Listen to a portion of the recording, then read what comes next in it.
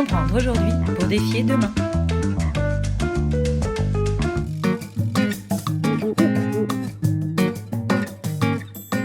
Moi, je souhaiterais remonter à la question des inégalités. C'est un sujet qui est très dans l'air du temps. Nul ne contestera qu'il y a un fossé qui se creuse entre les catégories les plus favorisées, certaines élites économiques et le reste de la population. Et en fait, dans le cadre du sport, du football professionnel européen, on observe exactement la même chose. Pourquoi européen ? Parce qu'en fait, il y a deux modèles d'organisation du sport. Et le modèle américain est totalement différent du modèle européen. Aux États-Unis, le sport échappe aux lois antitrust. Vous avez donc des ligues professionnelles qui sont gérées comme des cartels.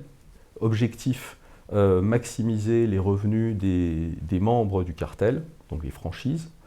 Et vous avez des mécanismes, des dispositifs qui permettent de l'atteindre, comme par exemple le salary cap, un plafond salarial, qui évite toute dérive en termes de dépenses par les clubs.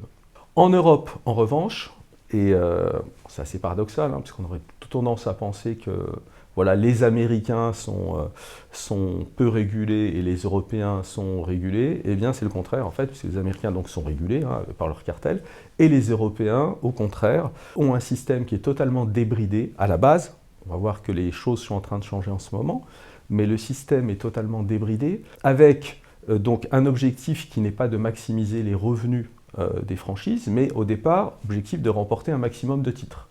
Donc on est dans une logique de victoire, et si vous voulez remporter des titres, ça veut dire que voilà, il y a une course à l'armement, il faut dépenser de l'argent pour avoir les meilleurs joueurs, et c'est dans ce cadre, par exemple, qu'on a mis en place le fair play financier, en 2010, puisqu'à ce moment-là, vous aviez 50% des clubs de football européens qui étaient dans une situation financière difficile, endettés, voire surendettés.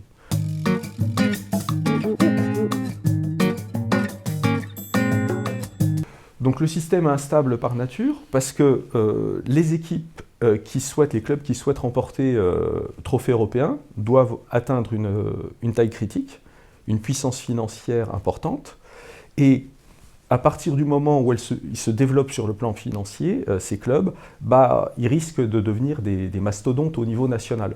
Donc il y a un déséquilibre qui est évident. Et si vous rajoutez, à partir du début des années 90, l'explosion des droits télévisés et l'arrivée d'investisseurs extrêmement riches dans certains clubs qu'on appelle parfois les sugar daddies, donc à partir de là, il y a l'émergence d'une élite, très clairement.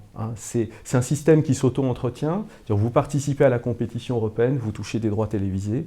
Ces droits télévisés vous permettent d'être plus riches, d'acquérir de meilleurs joueurs et d'être quasiment invincible au niveau national. Voilà, si on veut simplifier un peu le raisonnement. Et l'année suivante, de toucher à nouveau des droits télévisés pour participation à la compétition européenne. Il y a énormément d'indicateurs qui permettent de montrer qu'en une ou deux décennies, il y a vraiment un groupe de clubs qui est devenu, qui s'est élevé au-dessus du reste, on va dire du ventre mou des clubs. Si vous regardez par exemple le championnat anglais, sur ces 15 dernières années, il n'y a qu'un seul titre qui a échappé aux 3 meilleures équipes. Vous prenez le championnat espagnol, sur ces 15 dernières années, vous avez un seul titre qui a échappé aux 2 meilleures équipes. Vous prenez le championnat italien, ces 8 dernières saisons, c'est la Juventus de Turin qui l'a remporté. En France, sur 7 années, vous avez 6 fois le PSG. Bon, je vais m'arrêter là, mais donc vous voyez très clairement, au niveau des championnats nationaux, vous avez cette élite qui se dégage. Ça a des conséquences au niveau de la Champions League, donc est le nouveau nom de la Coupe d'Europe des clubs champions.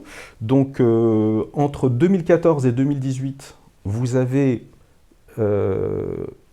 des quarts de finalistes, le nombre de quarts de finalistes sur une période de 5 ans, vous pourriez avoir 40 quarts de finalistes, vous en avez 18.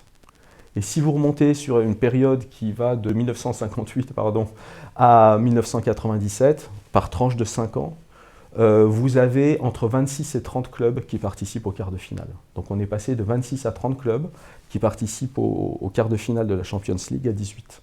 Donc c'est un resserrement qui est significatif.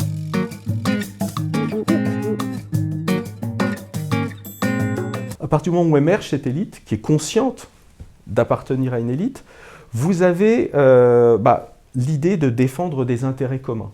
Si on veut résumer, on va dire qu'il y a 2 points qui sont importants. C'est augmenter encore les revenus des clubs qui participent à la Champions League. Ça, c'est 1. Et 2, c'est minimiser le risque sportif. Donc l'idée, c'est... Alors pour maximiser les revenus, c'est quoi? C'est d'augmenter le nombre d'équipes qui participent à la compétition, de mettre en place des phases de poule. Donc à partir de 1998, alors je ne vais pas passer en détail, mais vous avez 8 équipes qui participent aux phases de poule, puis 16, puis 24, puis 32 aujourd'hui. Donc ce qui vous fait plus de matchs et donc plus de possibilités d'exiger des droits télévisés importants. Donc ça c'est pour l'augmentation des revenus. Puis on peut toujours demander plus de toute manière dans la répartition, dans le partage du gâteau. Et puis pour minimiser le risque sportif, c'est plus uniquement le champion national qui participe à la compétition, mais c'est une équipe, 2 équipes, et puis aujourd'hui, pour les championnats les plus importants, 4 équipes au moins qui participent à la Champions League. Et on se rend bien compte que le format de la Champions League depuis 1992 s'est complètement transformé. Donc ces clubs qui constituent la crème de la crème, comment ont-ils agi? Alors d'abord, en 2000, ils ont créé un espèce de lobby qui s'appelle le G14, donc les clubs les plus titrés, 250 titres nationaux, donc des clubs italiens, espagnols et même français donc, participaient à ce lobby.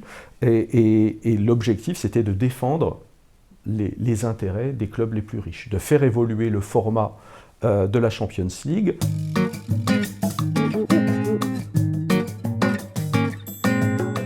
Donc ces clubs-là agissaient ensemble dans cette organisation. Michel Platini a réussi à obtenir la dissolution de cet organisme, mais en faisant des concessions. Donc la plupart des concessions, des demandes des clubs les plus riches ont été agréées par l'UEFA à cette époque. Et les clubs les plus riches ont constitué un nouveau corps qui s'appelle l'Association des clubs européens, l'ECA, dans lequel tous les clubs, et pas simplement les clubs riches et les plus riches, étaient participants. Et cette association de clubs de football, l'Association européenne des clubs, participait au conseil stratégique de l'UEFA. Donc la voix des clubs était entendue, même si c'est surtout la voix des clubs les plus riches qu'on a entendue.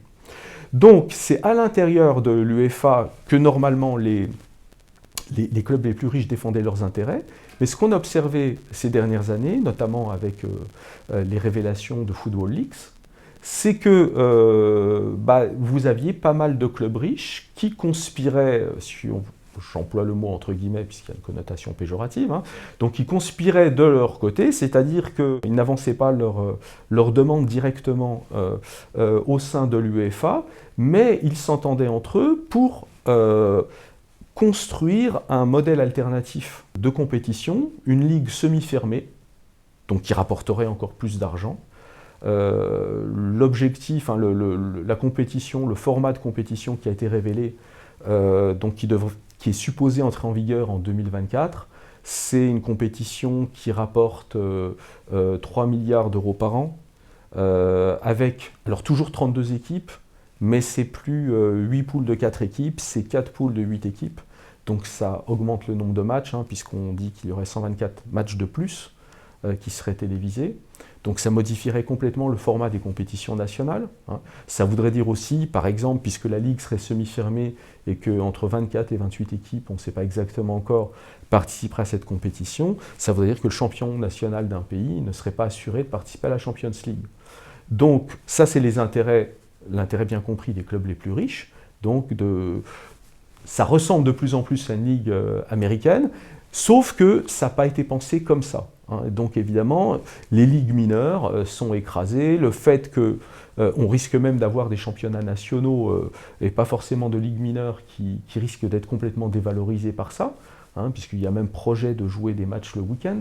Donc à partir de là, il y a les clubs les plus riches qui pourraient aspirer énormément de ressources financières, mais évidemment les droits télé diminueraient pour les championnats nationaux qui deviendraient moins attractifs. Donc bref, on n'est pas dans une logique de défendre l'intérêt commun de la famille footballistique, Les riches ont leurs intérêts, les clubs moyens et les clubs les plus faibles, mais là, on a vraiment le sentiment que l'élite, les clubs les plus riches, sont en train d'essayer de faire plier le système, de faire plier l'UEFA. Et quand on lit la dernière interview du président de l'UEFA, donc on n'est pas vraiment rassuré, puisque d'une certaine manière, il dit qu'il va faire ce qu'il peut, faire ce qu'il peut pour les dissuader de mettre en place leur ligue privée.